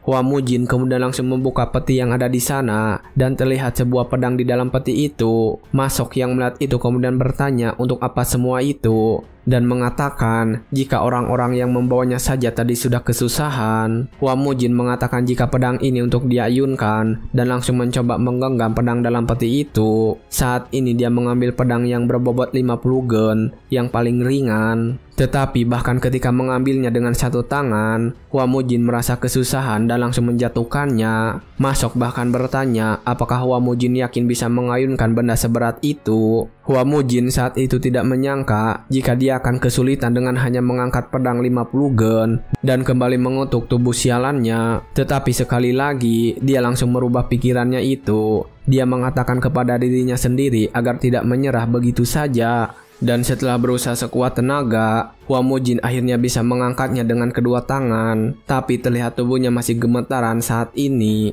Hua Mujin kemudian langsung mengusir Masok, memintanya untuk segera pergi bekerja dan berhenti menatapnya. Hua Mujin juga meminta Masok agar mulai sekarang mempersiapkan hidangannya dengan masakan daging. Masok sendiri masih belum pergi dari sana dan memperhatikan Hua Mujin ketika memasuki ruangannya, mengatakan jika saat ini dia khawatir dengan Hua Mujin. Singkat cerita, setelah masuk ke ruangan itu dan sendirian saja, Hua Mujin mulai mengikat gagang pedang itu ke dalam genggaman tangannya. Saat ini dia teringat dengan waktu duel yang hanya tersisa setengah bulan lagi. Dia juga mengingat kembali jika tubuhnya saat ini memiliki konstitusi Heavenly Martial yang sepenuhnya bertolak belakang dengan Demonic Art yang telah diajarkan oleh masternya. Dan untuk mengatasi itu, latihan yang tersisa adalah Sword Style yang telah diwariskan oleh teman dekat masternya. Hua Mujin ingin mempelajari Nine Sword of Dugu. Hua Mujin kemudian mulai melakukan gerakannya dengan pedang berat tersebut. Dia mulai mengayun-ngayunkan pedang itu sambil memejamkan mata. Dia sadar jika inilah satu-satunya cara untuk bisa bertahan hidup. Sementara itu di tempat yang lain, Chong Dobo saat ini sedang bermain musik, ditemani dengan seekor burung di pinggirnya. Dia bertanya kepada pelayan yang ada di sana dengan kebenaran Hua Mujin yang menyapu bersih sindikat pinjaman. Pelayan itu membenarkan, mengatakan menurut burung pembawa pesan, sindikat pinjaman tidak dapat bergerak selama setengah bulan. Chong Dobo yang mendengar itu tidak menyangka seseorang yang tidak memiliki dantian bisa memiliki kekuatan seperti itu. Dia kemudian tersenyum dan mengatakan sesuatu. Kurasa bakatnya memang permanen, dan sekarang sebaiknya aku siapkan satu hadiah kecil untuk tuan muda hebat kita, Master Hua. Saat mengatakan itu, Chong Dobo menggesekkan senar alat musiknya sampai terputus. Dia saat ini tidak sabar menantikan hari duel mereka, penasaran dengan semua rahasia yang akan Hua Mujin tunjukkan nanti. Saat ini Hua Mujin sedang mengingat gerakan-gerakan yang ditinggalkan oleh teman dekat masternya dulu. Hua Mujin juga langsung mempraktekkan gerakan-gerakan tersebut di lapangan latihannya. Dia saat ini sedang mencoba menguji tubuh Heavenly Materialnya. Dia beranggapan jika ini memang tubuh yang diberikan oleh surga, harusnya tubuhnya dapat menahan semua latihan yang akan dia kerjakan. Setelah melakukan gerakan tersebut, Hua Mujin kini kembali memasuki ruangan pribadi, dan dia puas ketika melihat semua barang yang sudah disiapkan oleh Masok sesuai dengan permintaannya. Dan setelah memperhatikan semua barang tersebut, Hua Mujin saat ini sedang menggenggam pedangnya dan mulai memejamkan mata serta menarik napas. Dia akhirnya mulai latihan pedang sekarang juga. Kali ini dia menggunakan Solitary Nine Sword bentuk pertama, Declaration Form. Hua Mujin mulai bergerak sesuai dengan pelajaran yang dia ingat. Dia juga mengingat kata-kata yang masternya berikan saat mengajarinya. Aku mengangkat pedangku lalu maju kapanpun aku mau. Bahkan Gunung Tai saja tak akan berani menghalangi jalanku. Dan setelah beberapa gerakan akhirnya itu selesai, Hua Mujin kemudian melanjutkan ke bentuk kedua, Breaking Form. Bentuk ini ditunjukkan untuk menghancurkan senjata yang menyerangnya. Terlihat Hua Mujin mengayunkan pedangnya dengan sangat cepat. Tetapi ketika mengakhiri bentuk kedua ini, Hua Mujin langsung merasakan tubuhnya terasa sangat sakit. Tapi dia menggertakkan giginya, berkata kepada dirinya harus menahan rasa sakit ini. Hua Mujin lalu menendang sebuah bola karet dengan sangat kuat, dan bola itu langsung memantul secara acak di ruangan tersebut. Hua Mujin juga langsung melompat ke udara untuk menghindarinya. Ketika dia sedang memejamkan mata, bola karet tersebut hampir menghantamnya. Hua Mujin kali ini melatih bentuk ketiga, Sky Clipping Palm. Menggunakan jurus ini, Hua Mujin berhasil membelah bola karet yang berlarian secara acak tersebut. Namun setelah melakukan jurus ketika ini, saat sedang mengistirahatkan tubuhnya, sebuah bola karet tiba-tiba menghantam punggungnya. Ternyata Hua Mujin hanya berhasil membelah bola karet itu di dalam imajinasinya. Dia merasakan sakit pada punggungnya. Hua Mujin kemudian berhenti mengeluh. Dia mengambil tambang dan melangkah ke tahap selanjutnya. Setelah menarik tambang itu, banyak sekali bambu runcing jatuh dari atas. Hua Mujin yang melihatnya langsung bersiap. Dia saat ini menggunakan bentuk 4, Point Clipping Palm. Hua Mujin langsung menghempaskan seluruh bambu runcing yang menuju kepadanya. Dan ternyata dia mengagetkan sebuah tali yang ada di tembok. Tetapi dia kecewa karena semua bambu yang dia lemparkan itu tidak ada yang mengenainya. Barulah pada detik terakhir, sepotong bambu berhasil mengenai tali itu dan membuatnya terputus. Ketika tali itu terputus, bongkahan kayu yang sudah disimpan di atap tiba-tiba turun menyerbu Hua Mujin. Untuk menghadapi kayu-kayu tersebut, Hua Mujin menggunakan bentuk kelima, Army Slaughtering Palm. Hua Mujin memperhatikan jumlah kayu yang datang kepadanya dan melihat jalur pedang terlukis di antara kayu-kayu tersebut. Hua Mujin lalu menggunakan pedang itu untuk membelah kayu itu sesuai dengan jalur pedangnya. Tetapi ketika dia mengira telah berhasil membelah semua kayu, tiba-tiba saja ada sepotong kayu yang jatuh di atas kepalanya. Hua Mujin terlihat kesal ketika tertimpa kayu tersebut. Dia kecewa karena jurus ini tidak sesuai dengan perkataan masternya saat mengajarinya. Itu tidak sesuai dengan ucapan. Di hadapan kekuatan murni, jumlah musuh takkan jadi masalah. Tetapi Hua Mujin tidak berhenti di sana karena kesal. Dia kemudian mencoba menyalakan banyak lilin di sana dan menggunakan bentuk 6, 1/part style water. Hua Mujin menyerang semua lilin itu menggunakan teknik ini, dan selesai dengan teknik ke-6, Hua Mujin melanjutkannya ke bentuk ke-7, 1 point twin earth, pedang yang membelah bumi di bawah. Jika pedang ini bisa membelah tanah, maka ukuran tak akan jadi masalah lagi. Hua Mujin terlihat mengayun-ngayunkan pedangnya menghantam sebuah patung di depannya. Tetapi ketika melakukan itu, Hua Mujin sekali lagi kecewa karena tidak sesuai deskripsi. Patung yang ada di hadapannya bahkan tidak terbelah. Dia lalu melanjutkan ke bentuk ke-8, Heaven Sundering Palm. Bahkan langit pun dapat dibelah oleh pedang ini. Apa masih ada sesuatu yang tidak bisa aku belah? Tetapi setelah menggunakan bentuk ke-8 ini, Hua Mujin masih terlihat kecewa. Dia lalu melanjutkan ke bentuk terakhir, bentuk ke-9, Shape Clipping Palm. Akhirnya aku telah memotong tubuhku sendiri dan juga pedangku. Aku sudah tak punya alasan lagi untuk menggunakan pedang ini. Setelah menggunakan bentuk ke-9, Hua Mujin menjatuhkan pedangnya di pinggirnya dan berbaring di lapangan. Dia mengistirahatkan badannya saat itu dan memejamkan mata. Dan ketika dia sedang melakukan itu, dia tiba-tiba bermimpi. Dalam mimpinya, dia bertemu dengan masternya yang baru saja selesai mempraktekkan semua gerakan dari Nine Sword of Dugu. Dalam mimpinya, masternya bertanya apakah Hua Mujin sudah mengingatnya. Hua Mujin atau Jian Qian yang masih kecil itu menjawab dan memberikan pertanyaan. Sudah, tapi apakah sword style seperti ini layak untuk disebut sebagai sword art? Bahkan penjelasannya saja luar biasa menjijikan, memotong bumi, langit, pedang kita sendiri, dan bahkan tubuh kita. Terdengar seperti sesuatu yang asal disebut anak-anak agar terlihat keren. Masternya yang mendengar ucapan Jian Qian kecil memegangi kepalanya, mengatakan dia tidak mengelak hal itu. Dia juga mengatakan sudah tidak ingin membawa warisan pedang teman dekatnya lagi, jadi memutuskan Jian Qian yang menggantikannya. Masternya mengatakan jika temannya adalah satu-satunya swordman yang dapat menandinginya. Jian Qian saat itu terkejut karena teman dekat masternya itu tidak bisa menggunakan energi dalam. Masternya kemudian menjelaskan lagi tentang teman dekatnya itu. Dia mungkin menggunakan Moving Internal Skill. Dia bersikukuh ingin mewarisi ini kepada seseorang yang bukan bagian dari sekte manapun. Karena mereka yang berada di dalam sekte tidak bisa mempelajarinya secara menyeluruh. Ketika mendengar itu, Jian Qian kecil malah tertawa menghinanya, mengatakan jika Moving Internal Skill adalah metode sampah. Dan ketika dia mengatakan itu, masternya langsung menyentil kepalanya dengan sangat keras, meminta Jian Qian untuk menutup mulutnya. Masternya kemudian menjelaskan lagi tentang teknik tersebut. Ngomong-ngomong, melanjutkan penjelasan tadi, jika kamu menggunakan sword style ini beribu-ribu kali, tubuhmu akan mulai berubah. Di penggunaan ke-100.000 kalinya, kau akan mulai mengeluarkan sword aura. Di penggunaan sejuta kalinya, hanya segelintir orang di bawah surga yang dapat menandingimu. Begitulah katanya. Jian Qian lalu menyimpulkan jika dia berlatih 1000 kali sehari, dia baru bisa menguasai teknik pedang ini setelah 3 tahun.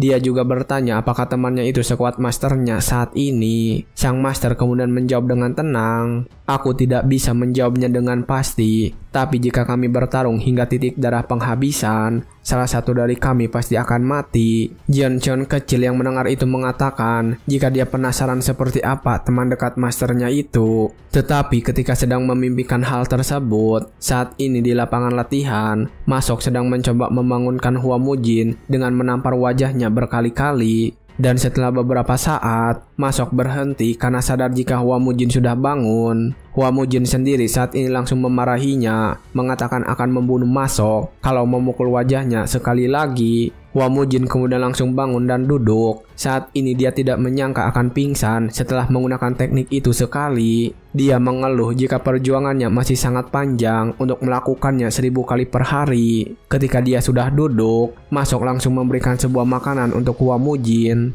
Dan ketika melihat, Hua Mujin bertanya apakah itu adalah daging babi. Masok membenarkan hal itu karena kemarin Hua Mujin meminta dimasakkan hidangan daging. Hua Mujin yang mulai memakannya kemudian meminta Masok untuk memasak daging sapi mulai besok karena daging sapi lebih bagus untuk membangun otot. Masok yang mendengar itu terlihat kaget. Hua Mujin yang melihatnya langsung mengerti dan memberikan penjelasan. Kalau uangnya kurang, gunakan saja dana dari sindikat pinjaman. Beritahu kepala pelayan untuk tidak khawatir, biar aku yang mengajukannya nanti. Setelah mengatakan itu, Hua Mujin meminta dihidangkan 3 hidangan daging per hari sampai dia bertarung dengan Cheong Dobo. Ketika sedang menikmati makanan sore itu, Ma Sok tiba-tiba bertanya kepada Hua Mujin, sejak kapan dia tahu seni bela diri? Hua Mujin kemudian menjawabnya, kenapa? Memangnya aneh? Tapi ya, pria yang tadinya bahkan tidak bisa berfungsi seperti manusia normal, tiba-tiba belajar menguasai teknik pedang. Tentu saja ini aneh bagimu ya.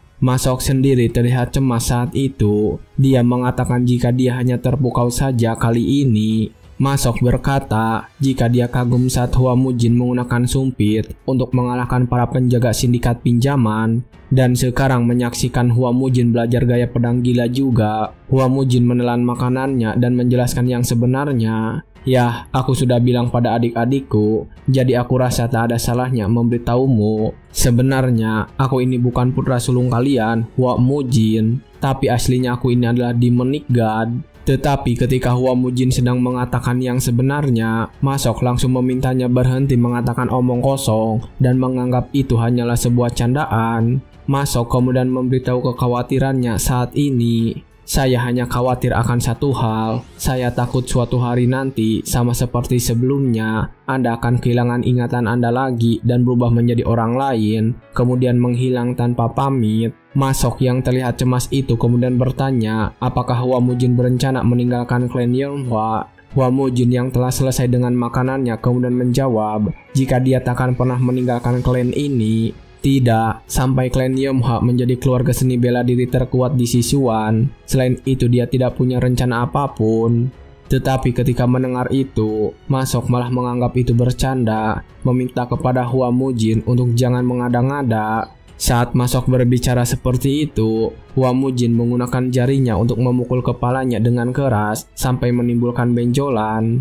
Hua Mujin kemudian meminta Ma Sok untuk pergi dari sana jika tidak ada hal lain yang ingin dibicarakan. Dan setelah Ma Sok pergi dari sana, Hua Mujin atau lebih tepatnya Jion Cheon memejamkan matanya dan bertanya di dalam hati, terkuat di Sichuan, seharusnya itu cukup untukmu kan, Hua Mujin? Dia saat ini ingin bertanya kepada pemilik tubuh yang sebenarnya. Singkat cerita, ketika malam telah tiba, di sebuah ruangan kedua tetua sedang bertemu. Saat itu, Jo Hwan Bong yang sedang menatap keluar jendela mengatakan jika dalam 10 hari Tuan Muda Hua Mujin mereka akan bertarung melawan Cheong Dobo, dan Do Baeksin yang telah menuangkan minumannya yang mulai berbicara. Cheong Dobo, pria itu pasti akan mencoba untuk membunuh Tuan Muda, lalu dia akan mengincar harta warisan Kaisar Yeom. Dan ketika Do Baeksin mengatakan itu, Jo Hwan Bong tiba-tiba menyarankan sesuatu. Bagaimana jika kita melarikan diri sebelum itu terjadi? Do Baeksin yang mendengar itu terkejut. Dia bertanya apa maksud dari ucapan itu. Jo Hwan Bong kemudian menjelaskannya dengan perlahan. Coba pikirkan baik-baik, kita tak bisa membiarkan kedua adiknya dilukai juga. Keesokan harinya, di lapangan latihan Hua Mujin, saat ini dia sedang sangat kelelahan setelah melakukan gerakan-gerakan latihan biasa. Saat itu dia berlatih dengan hujan yang sedang mengguyur. Tetapi kali ini dia merasa bersyukur karena berbakat mengayunkan pedang setiap hari. Hua Mujin sadar sudah membangun otot yang cukup. Saat ini dia sudah mencapai titik di mana bisa mengayunkan pedang besi seberat 66 kg dengan satu tangan saja. Namun dia masih bertanya-tanya kenapa teknik pedang yang masih belum stabil. Dia juga sangat cemas karena kompetisi tinggal 1 minggu lagi. Tetapi ketika sedang memikirkan hal itu, kedua adiknya datang ke sana dan menyapa, "Kak Mujin, masih berlatih keras saja." Ketika mendengar suara mereka berdua, Hua Mujin berhenti dan menatap mereka, bertanya sedang apa mereka berada di sini, meminta mereka kembali bermain di tempat lain karena di sini terlalu berbahaya. Hua Soyeon yang mendengar itu kemudian mengatakan jika dia khawatir saat ini, takut jika Hua Mujin terlalu memaksakan diri. Dia lalu bertanya apakah Hua Mujin melakukan ini karena perkataan tidak sopannya waktu itu. Hua Soyeon dengan segera meminta maaf, mengatakan jika waktu itu marah, jadi berkata tidak sopan. Hua Mujin hanya diam saja menatap mereka berdua. Setiap kali dia melihat mereka, Hua Mujin teringat kepada adik-adik kecilnya dulu. Hua Mujin kemudian mengelus kepala mereka berdua, meminta mereka untuk tenang dan tidak usah khawatir. Setelah mendengar ucapan itu dari kakaknya, kedua anak kecil itu mulai tenang. Hua Dojin bahkan mulai meniru gerakan-gerakan yang dilakukan oleh kakaknya, mengatakan jika itu adalah gerakannya yang hebat. Tetapi Hua Soyeon yang melihat Hua Mujin melakukan itu mengomentarinya jika gerakannya salah. Hua Mujin yang melihatnya sedang menirukan gerakannya, merasa adiknya itu sangat menggemaskan. Dia juga kembali teringat saat dulu dia berlatih dengan masternya. Dia mengingat kembali gerakan-gerakan yang diajarkan oleh masternya dulu. Dan ketika sedang mengingat kembali ucapan-ucapan yang dikatakan oleh masternya, Hua Mujin menghindari sesuatu. Benar juga, hal terpenting dalam Solitary Nine Sword adalah metode pernapasan pupil. Aku sampai lupa kata-kata master. Setelah mengingat itu, Hua Mujin memegang pedangnya dengan kuat. Dia kemudian berbicara kepada kedua adiknya, meminta mereka agar tidak khawatir karena Hua Mujin akan memenangkan pertarungan nanti. Hua Mujin kemudian mengusir kedua adiknya dari sana dan melemparnya keluar. Dia juga langsung menutup pintu itu lagi. Kedua adiknya yang dilempar keluar langsung tertawa. Mereka percaya jika kakak mereka baik-baik saja. Saat itu di luar masih hujan deras dan Hua Mujin mulai berlatih mengingat kembali ucapan masternya. Saat mengayunkan pedang, hembuskan napas selama mungkin, tahan, jangan terburu-buru. Saat kembali ke posisi, tarik napas dengan singkat dan perlahan. Setelah mempraktekkan itu, Hua Mujin kemudian mencoba menggunakan bentuk kelima dari Solitary Nine Sword, dan dia saat ini berhasil membelah kayu-kayu yang berterbangan dengan acak itu. Hua Mujin kali ini tersenyum karena berhasil mengeksekusi bentuk kelima dengan baik. Hua Mujin kemudian melanjutkan latihannya dengan menggunakan pernapasan ini. Pupil, sebuah qigong yang membangun energi dalam dengan menggerakkan tubuh secara langsung. Dibandingkan dengan qigong lainnya yang melakukan sirkulasi energi lewat meditasi, sangat sulit mengharapkan perkembangan signifikan pada saluran energi. Karena itu, pupil diklasifikasikan sebagai teknik bela diri tingkat rendah. Untuk membangkitkan pupil, hal yang terpenting adalah metode pernapasan yang stabil. Setelah beberapa gerakan latihan yang lain, Hua Mujin saat ini mulai memejamkan matanya dan fokus. Dan ketika dia membuka matanya, kedua pupil matanya tiba-tiba berwarna merah. Hua Mujin juga bisa mengayunkan pedang miliknya itu dan berhasil menghancurkan patung besar di hadapannya. Tidak seperti sebelumnya saat mengayunkan pedang terasa sulit, tubuh Hua Mujin mulai stabil dengan bernapas sesuai teknik pedang yang digunakan. Setelah mengulang latihan teknik pedang berkali-kali dengan cara itu, dantian yang telah menyebar selama bertahun-tahun perlahan mulai menjadi padat. Setelah menghancurkan patung besar itu, Hua Mujin melanjutkan latihannya di bawah hujan yang lebat. Sementara itu saat ini di sebuah ruangan, Masok sedang mempersiapkan daging untuk makan Hua Mujin. Tetapi ketika dia sedang mempersiapkan makanan itu, Masok terkejut karena kedatangan Jo Hwanbong yang tiba-tiba bertanya kepadanya, "Apa Tuan Muda Hua masih melakukannya?" Masok yang sudah selesai membungkus makanannya menjawab, jika Hua Mujin masih melakukannya dan sudah jadi orang yang berbeda sekarang. Meskipun awalnya terus tidak sadarkan diri, tapi sekarang tidak ada tanda-tanda dari hal itu lagi. Masok berpikir kalau itu adalah berkat perawatan energi yang diterima dari Mudang. Jo Hwanbong yang mendengar itu malah memegangi kepalanya. Dia sadar karena sekalipun itu perawatan Wudang Baekseon, seharusnya tak akan meningkat cuma dalam satu sesi saja. Jo Hwanbong meminta Masok untuk memberitahunya dengan cepat jika ada masalah yang terjadi. Tetapi belum selesai berbicara, Masok sudah berlari meninggalkannya dan menjawab akan melakukan hal itu. Jo Hwanbong yang melihatnya sangat bersemangat tidak menghentikan dan membiarkannya begitu saja.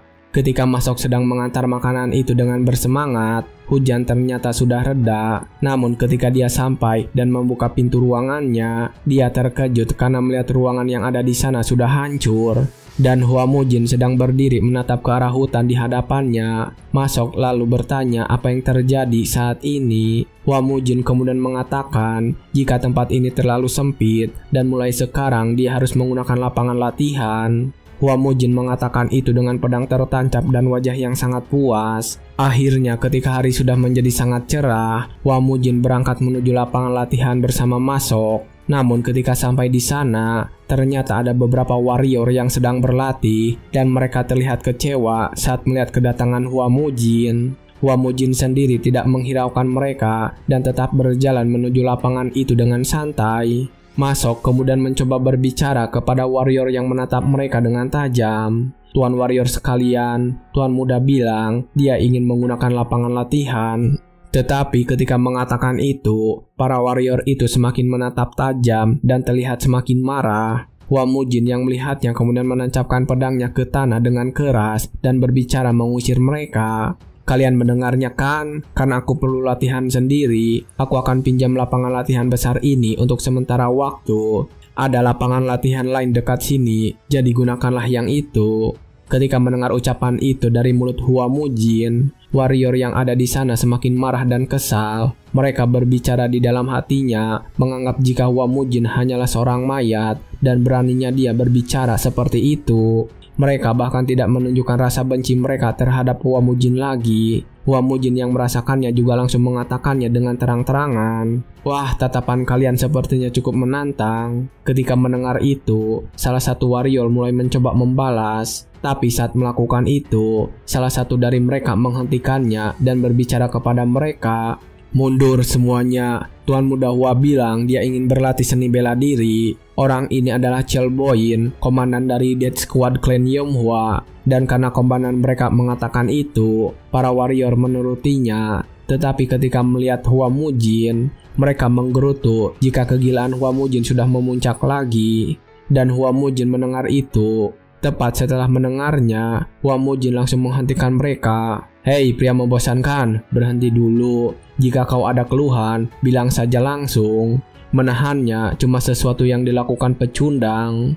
Hua Mujin mengatakan itu dengan gaya Johnson sebelumnya. Chelboin yang mendengar itu langsung berhenti. Dengan kesal dia bertanya, apa saran dari Hua Mujin untuk keadaan kali ini? Hua Mujin kemudian langsung mengangkat pedangnya dan menantang Chelboin. Tentu saja diselesaikan dengan bertarung. Ketika Hua Mujin mengatakan hal itu dengan percaya diri, Chelboin berusaha menolak dan memandangnya rendah. Tuan Muda Hua, sudah segila apapun dunia ini, tidak ada warrior yang akan menghunuskan pedangnya pada orang yang akan menjadi kepala klan. Hua Mujin yang mendengar itu kemudian langsung menjawabnya dengan tegas dan memprovokasinya. Ada pepatah yang mengatakan, kalau anjing yang menggigit tidak menggonggong, dan anjing yang menggonggong itu penuh rasa takut.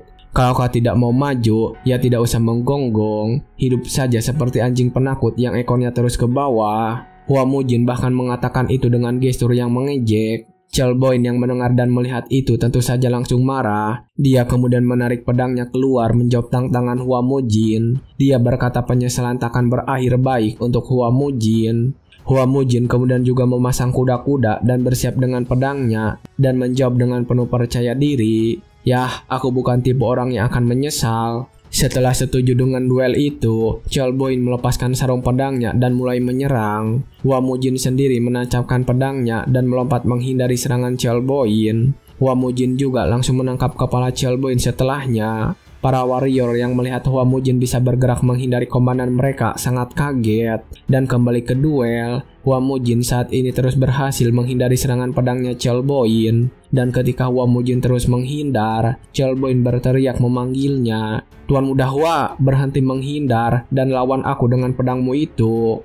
Hua Mujin yang mendengar itu langsung berhenti. Dia turun dan mendarat tepat di pedang besarnya. Chelboin juga langsung memainkan pedang di tangannya sambil berbicara menyalahkan Hua Mujin. Aku sudah masuk di klan ini selama 25 tahun dan karena mulah klan kita jadi seperti ini Tuan Muda. Sekarang kau malah menggurui soal bela diri, sadar dirilah. Setelah mengatakan isi hatinya, Chelboin langsung menyerang Hua Mujin yang sudah memegang pedang besarnya. Hua Mujin tidak berniat menghindar dan menggunakan pedang besarnya untuk melawan. Hua Mujin kali ini menggunakan Solitary Nine Sword bentuk kedua, Breaking Palm. Dia menghantam pedang Chelboin dan membuatnya terpantul. Chelboin sendiri kaget karena energi dalamnya sampai terguncang oleh teknik Hua Mujin. Ketika Chelboin sedang lengah, Hua Mujin melancarkan serangan selanjutnya. Kali ini dia menghajar Chelboin dengan tinjunya tepat di wajah. Kali ini dia menghajar Chelboin dengan tinjunya tepat di wajahnya. Hua Mujin berkata kalau semua perkataan Chelboin memang benar, namun mulai sekarang semuanya akan berbeda. Chelboin yang terkena pukulan itu tidak bisa bertahan dan sedang terhempas. Dalam keadaan itu, dia bertanya-tanya, bagaimana bisa dia yang tatapannya selalu kosong, sekarang punya mata seorang warrior sejati dengan tekad membara. Dan ketika itu, Chelboin langsung terjatuh ke tanah. Para warrior dan Masok yang ada di sana kaget melihat hasil duel ini. Para warrior juga langsung berlari mendekati komandan mereka. Sementara mereka sedang merawat komandannya, Hua Mujin berbicara lagi kepada mereka. Sekarang tak ada yang punya keluhan lagi kan? Tetapi ketika pertandingan itu selesai dan Hua Mujin meminta mereka pergi, salah satu warrior tidak terima, mengatakan jika Hua Mujin adalah seorang pecundang. Mereka juga mengatakan komandan mereka tidak bisa menghadapi Hua Mujin dengan segenap kekuatan. Chelboin yang mendengar mereka meninggikan suara mereka langsung memarahi para warriornya. Diam, aku mengaku kalah. Ketika mengatakan itu, Chelboin bahkan memuntahkan darah dari mulutnya. Chelboin lalu berdiri dan memberi hormat kepada Hua Mujin. Dia juga mengatakan kalau dia sudah belajar banyak. Hua Mujin yang melihatnya mengatakan itu bagus dan meminta kepadanya untuk pindah tempat sekarang juga. Chelboin kemudian melaksanakan perintah itu dan meminta semua warrior untuk pindah lapangan, meminta mereka agar tidak mengganggu tuan muda. Ketika mereka pergi menuju pintu keluar, Hua Mujin juga meminta Masok untuk pergi dari sana. Ketika para warrior sedang berjalan pergi dari sana, salah satu dari mereka protes dengan kesal.